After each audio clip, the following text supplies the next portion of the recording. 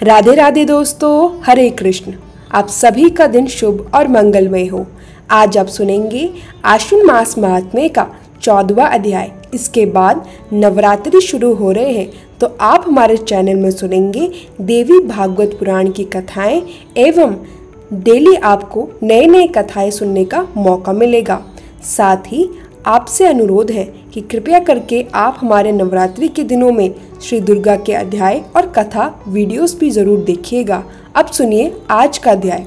देवी वसुंधरा ने भगवान के श्री मुख से ध्रुव तीर्थ की महिमा से सुनी, जिसे सुनकर उनका हृदय आश्चर्य से भर गया। इसके बाद उन्होंने भगवान नारायण से कहा, प्रभु, मैं आपके श्रीमुख से और भी प्रसंग सुनना चाहती हूँ। कृपया मुझे बताइए प्रभु। अब मैं यह जानना चाहती हूँ कि शास्त्रों में वरा क्षेत्र में गायन वादन करने से, नृत्य और जागरण करने, गोदान, अन्नदान और जल दान करने के, सभी प्रकार से स्नान करने अथवा गंध पुष्प धूप दीप और नैद्य आदि से आपकी पूजा करने का क्या फल होता है? जप और यज्ञ आदि अन्य कर्म करने से शुद्ध मन वाले प्राणी वहाँ किस गति को प्राप्त करते हैं? भगवान, आप अपने भक्तों को सुख पहुँचाने के विचार से यह प्रसंग बतलाने की कृपा कीजिए। तब भगवान वराह बोले, देवी, यह कथा अत्यंत पूर्ण और सुख देने वाली है। पहले इसी क्षेत्र में एक खंजन नामक पक्षी रहा करता था। एक बार उसने बहुत से कीड़ों को खा लिया, जिसके कारण वह अजीर्ण से अत्यंत पीड़ित होकर मरने वाला हो गया और उसी क्षेत्र में ही गिर पड़ा। इतने में ही बहुत से बालक इधर उधर से दौड़ते और खेलते हुए वहां आ पहुंचे और उस मरणासन पक्षी को देखकर कहने लगे, हम लोग इसे पकड़ेंगे। फिर उनमें भी आपस में विवाद छिड़ गया। कोई कहता यह मेरा है, कोई कहता ये मेरा है। इस प्रकार खेल ही खेल में उन बालकों में झगड़ा होने लग गया और महान कोलाहल मच गया। तब तक एक बालक ने उसे उठाकर गंगा के जल में फेंक दिया।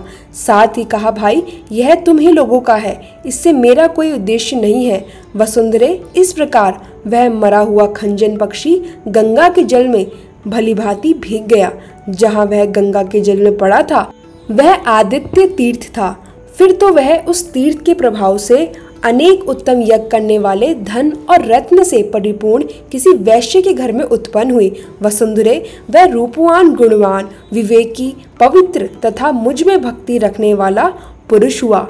हे सुव्रत, इस प्रकार उस बालक के 12 वर्ष बीत गए। एक बार जब माता और पिता सुख से बैठे हुए थे, उन पर उस गुणी बालक की दृष्टि पड़ी। उसने पृथ्वी पर सिर रखकर प्रणाम करके कहा, पिताजी, अगर आप लोग मेरा प्रेम करना चाहते हैं तो मुझे एक वर देने की कृपा करें। मेरी प्रार्थना यह है कि आप दोनों मेरे मनोरथ में किसी भी प्रकार की कोई बाधा न डालें। पिताजी, मैं सत्य की शपथ खाकर कहता हूँ, आप मेरे गुरु हैं। जैसा आप कहेंगे वही होगा।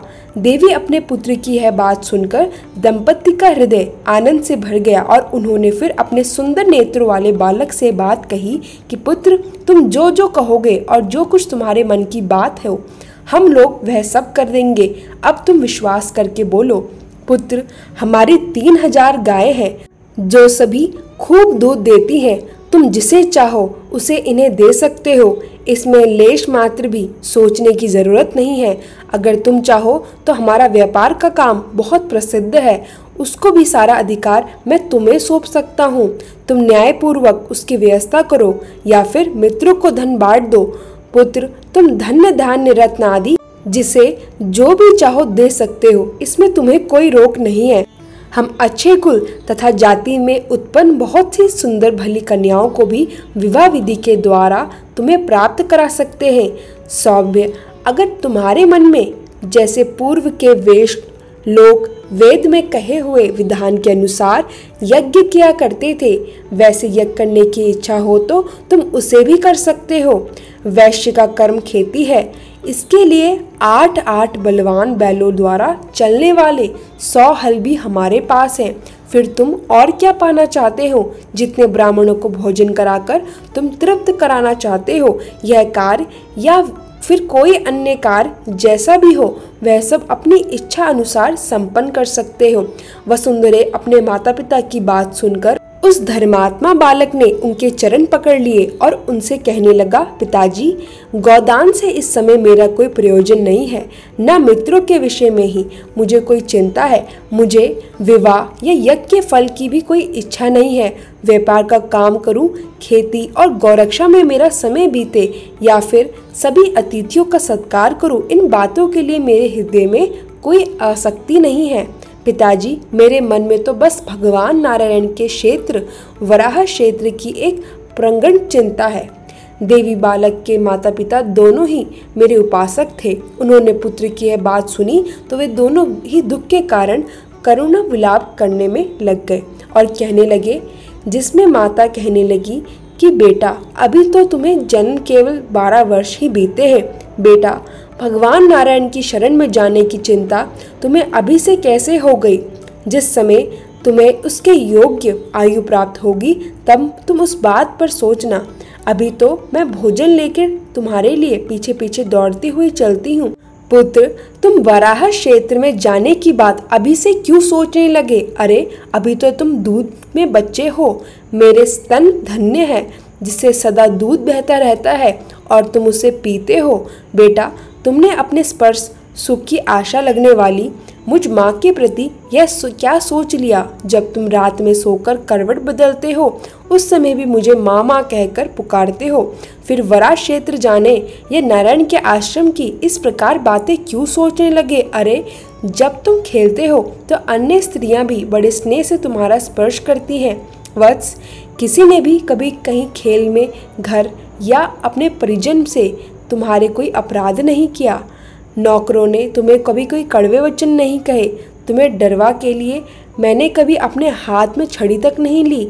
फिर पुत्र, तुम इस वैराग्य की बातें क्यों कर रहे हो? वसुदेव माता की बात सुनकर उस बालक ने उससे मधुर वचनों में कहा, माँ, मैं तुम्हारे गर्भ में रह चुका हूँ। तुम्हारे उदर से ही मेरा जन्म हुआ है। तुम्हारी गोद में खेला हूँ। प्रेम से मैंने तुम्हारे इसका पान किया है। धूल लगे हुए शरीर में तुम्हारी गोद में बैठा हूँ।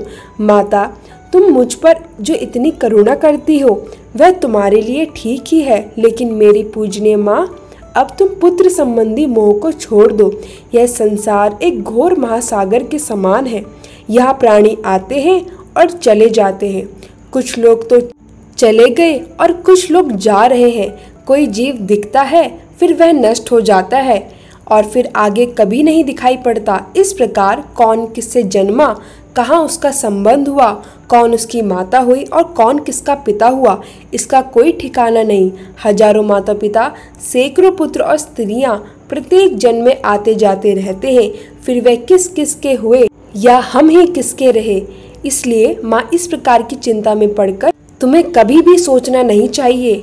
पुत्र की इस प्रकार की बातें सुनकर माता और पिता को बड़ा आश्चर्य हुआ। फिर वे बोले, बेटा, अहो, यह तो बड़े दुख की बात है। इसका रहस्य तो बतलाओ।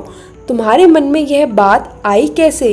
उनकी यह बात सुनकर वह वैश्य कुमार कहने लगा कि पूज्य, वो अगर इस गुई बात को सुनकर और विचार कर आप कुछ कहना चाहते हैं तो आपको वराह क्षेत्र का रहस्य पूछना चाहिए और उसे सुनने के लिए वर क्षेत्र में ही पधारने की कृपा भी करनी चाहिए। वहीं पर यह गहीर विषय आप लोगों को पूछना उचित रहेगा। वही मैं अपनी भी एक आश्चर्यजनक बात बतलाऊं। पिताजी, वराह क्षेत्र में एक सूर्य तीर्थ है। वहां पहुंच जाने पर यह बात बतलाऊंगा। इस पर माता पिता अपने पुत्र से कहने लगे, बहुत अच्छा। फिर तो उस बालक के माता पिता दोनों ने वराह क्षेत्र में जाने का संकल्प लिया। उन्होंने सभी प्रकार के द्रव्य साथ में लिए और वराह क्षेत्र के लिए निकल पड़े। कमल पत्र के समान बड़े बड़े नेत्रों वाले उस वैश्य के नेता ने अपने जाने से पहले 200 हज गायों को सबसे आगे हकवाया। फिर उसके सभी परिजन द्रव्य सहित प्रस्थान करने लगे। उनके घर में जो कुछ था सब कुछ उन्होंने भगवान नारायण को समर्पित कर दिया। फिर माघ मास की त्रयोदशी तिथि के दिन पूर्वाहन काल में अपने सभी संयोजनों और संबंधियों को बुलाकर विधि पूर्वक शुभ मुहूर्त में उसने स्वयं यात्रा प्रारंभ कर दी। भगवान नारायण के दर्शन होगा, इससे उनके मन में बड़ा हर्ष था। श्री हरि के प्रेम में प्रवाहित हुए सभी लोग बहुत समय के बाद वैशाख मास की द्वादशी तिथि के दिन मेरे क्षेत्र में आ गए। वसुंधरे, वहां पहुंचने पर सभी ने विधि पूर्वक स्नान कर पितरों का तर्पण किया। उस वैश्य ने दिव्य वस्त्रों से विभूषित 200 हज गौओं को साथ ले लिया था और उन्हें भांगकरस नामक व्यक्ति को सौंपकर उसके आगे प्रस्तुत कर दिया था। इस प्रकार पत्नी और पुत्र के साथ वहां रहते रहते वर्षा ऋतु आ गई, जिसमें कुटुम्ब कुटुज और अर्जुन नाम के वृक्ष पुष्पित हो गए। नदियों के गर्जन, मोरों के मधुर स्वर, कुटुज और अर्जुन और कदम आदि वृक्षों की सुगंध और भनों का गुंजन, पवन का प्रवाह, ये सब उस ऋतु की विशेषता थी। फिर शरद ऋतु का आगमन हुआ और अगस्त नक्षत्र का उदय हुआ। सरोवर के जल में स्वच्छता आ गई और उनमें कमल, कुमुद आदि पुष्प खिल गए। चारों ओर का वातावरण बहुत ही सुगंध होने लगा। अब शीतल सुगंध और परम सुखदायी वायु बहने लगी। फिर धीरे धीरे यह ऋतु भी समाप्त हो चली और कार्तिक महीने के शुक्ल पक्ष की एकादशी तिथि आई।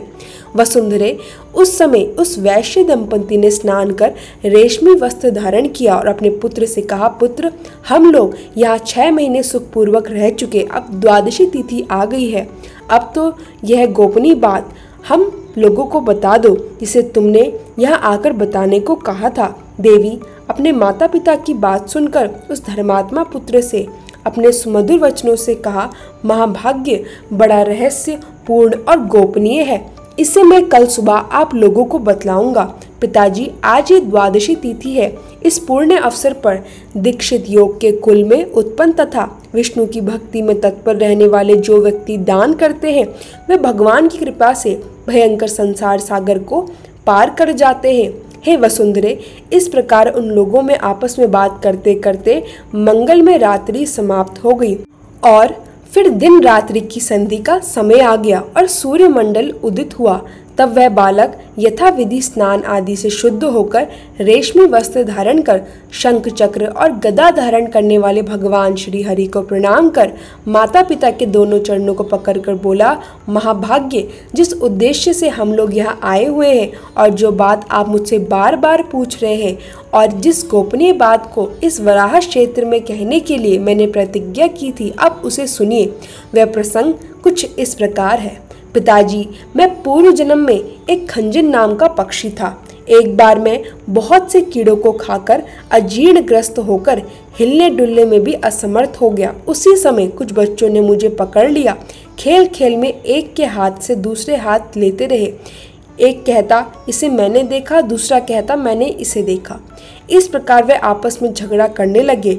इसी बीच विवाद से उबकर एक बालक ने मुझे घुमाकर गंगा के आदित्य तीर्थ नामक स्थान पर जल में फेंक दिया, जहाँ मेरे प्राण निकल गए। यद्यपि मेरे मन में कोई इच्छा नहीं थी, फिर भी उस तीर्थ के प्रभाव से मुझे आप लोगों का पुत्र होने का सौभाग्य प्राप्त हुआ। इस प्रकार 13 वर्ष बीत चुके। यही वो गोपनीय बात थी जिसे मैंने आपसे कह दी। बालक की बात सुनकर माता पिता फिर बोले, पुत्र, भगवान विष्णु के बतलाए जितने कर्म हैं, उनमें तुम जिस कर्म को करोगे उन्हें हम भी विधि पूर्वक संपन्न करेंगे। शास्त्र कहते हैं कि घटमाला कर्म संसार से मुक्त करने के लिए परम साधन है, इसलिए वह सभी कुछ दिनों तक उसका आचरण करते हुए मेरी उपासना में संलग्न रहे।